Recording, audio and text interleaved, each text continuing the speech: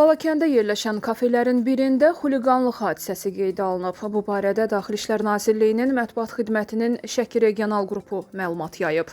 Polisə müraciət edən zərər çəkmiş aralarında yaranmış mübahisə zamanı tanışı Vasif adlı şəxsin bakalı onun başına vuraraq xəsarət yetirdiyini bildirib. Cinayət əməlini törətməkdə şübhəli bilinən əvvəllər də məhkum olunmuş 40 yaşlı Vasif Məmmədov saxlanılıb.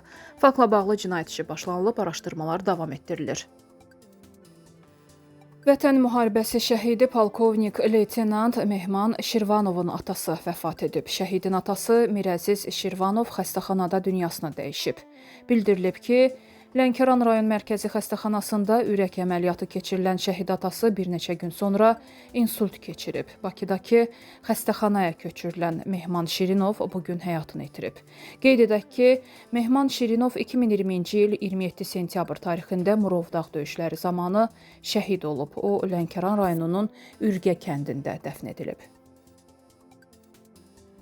Bugün səhər saatlarında aeroport yolunda ağır yol nəqliyyat hadisəsi baş verib. Magistral yolda 3 avtomobilin iştirak etdiyi zəncirvari qəza qeydə alınıb. Toqquşma nəticəsində nəqliyyat vasitələrindən biri aşıb. Hadisə yerinə dərhal polis və təcili tibbi yardım əməkdaşları cəlb olunub. Qəza nəticəsində avtomobillərə ciddi ziyan dəyib. Xəsarət alanların olub-olmaması barədə hələlik dəqiq məlumat yoxdur.